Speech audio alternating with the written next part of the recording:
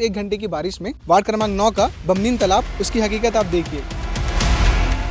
तालाब की जो स्थिति आपको नजर आ रही है, क्या ये 2-3 महीने की जो बारिश है वो सह सकती है तालाब? जनता के गाढ़े कमाई का टैक्स के दिए हुए पैसों का कैसे दुरुपयोग भ्रष्टाचार के रूप में किया जा रहा है। दीवार पे लगे हुआ खंबा का पोल जो लाइट लगा हुआ था, वो भी आप देख सकते हैं। रोड किनारे जो ऑटो वाल जो बना हुआ है, वहाँ के पेवर ब्लॉक धंस चुके हैं और पिल्लर जो है वो बैंड हो गए हैं। भ्रष्टाचार की जो तस्वीर है वो नज़र आ रही है, क्योंकि थोड़ी देर की बारिश में अगर इस तरीके से इतनी मजबूत दीवार अगर गिर जाती है।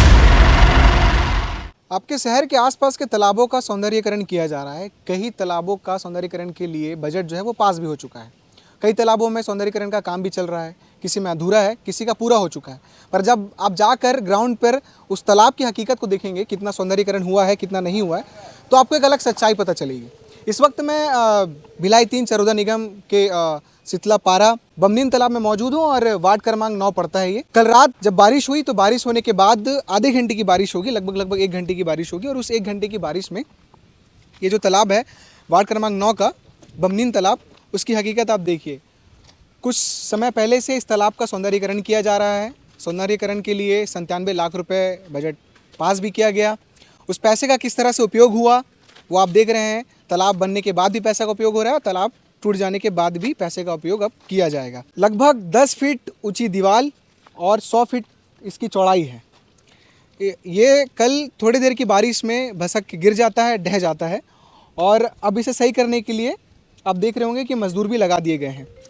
दीवार पे लगे हुआ खंबा का पोल जो लाइट लगा हुआ था, वो भी आप देख सकते हैं। एक तालाब के सौंदर्यीकरण में उसके पचरी का, उस लाइट की व्यवस्था, रंग रोगन का, पेवर ब्लॉक का, तमाम सारी चीज़ें जुड़ी होती हैं और उसमें पैसे लगते हैं, और पैसे का इस्तेमाल किस तरीके से किया जा रहा है वो भी आप देख सकते हैं। किस तरीके से जो सामान है, जो सीमेंट है या जीरा गिट्टी है या जो भी तमाम चीज़ें हैं, आसपास के जो लोग हैं, जो पॉलिटिकल फिगर है, उनका कहना ये है कि अगर देखें तो जिस तरीके से जितने पतले सरिया का इस्तेमाल किया गया है, उससे तो यही लग रहा है कि ये जो आधी अधूरी दीवार बची है ये भी भसक के गिर जाएगी।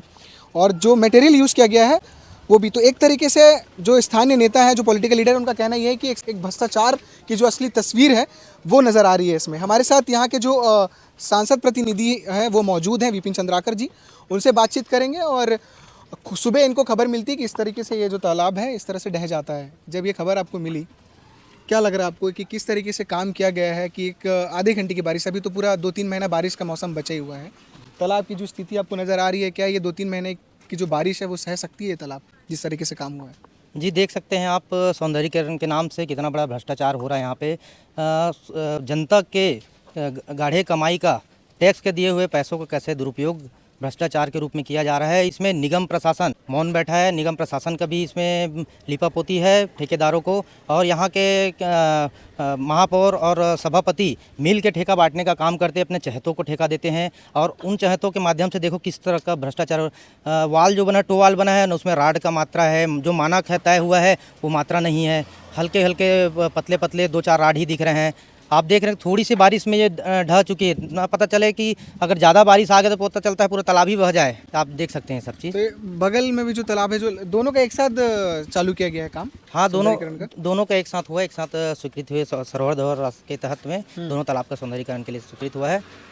जिस तरीके से जितना बजट जो पेश किया गया है इस तालाब के सौंदर्यीकरण को, आपको लग रहा है कि उसका सही इस्तेमाल हो रहा है, पूरा इस्तेमाल हो रहा है? नहीं, बिल्कुल गुणवत्ता विहीन कार्य यहाँ पे आपको देखा जाएगा। बीच में मैंने पेवर ब्लॉक भी दबे हुए हैं तो उनको भी ठेकेदार को आगाह किया था कि इस तरफ से काम नहीं चलेगा। ये पेवर ब्लॉक जो दबे हुए हैं उनको निकाल के आपको नया फिर से करना पड़ेगा, और आखिर में वही साबित हो उनके द्वारा जो गुणवत्ता विहीन कार्य किए गए आप लोग के सबके समक्ष सामने में है। उस तालाब के भी आप बता रहे थे कि कहीं ना कहीं उस तालाब को भी लेकर आपकी चिंता है, क्योंकि कुछ हिस्से जो ऐसे हैं जो धंसने टाइप के हो गए। जी, आप देखेंगे रोड किनारे जो ऑटो वाल जो बना हुआ है, वहाँ के पेवर ब्लॉक धंस चुके हैं और पिल्लर जो है वो बैंड हो गए हैं।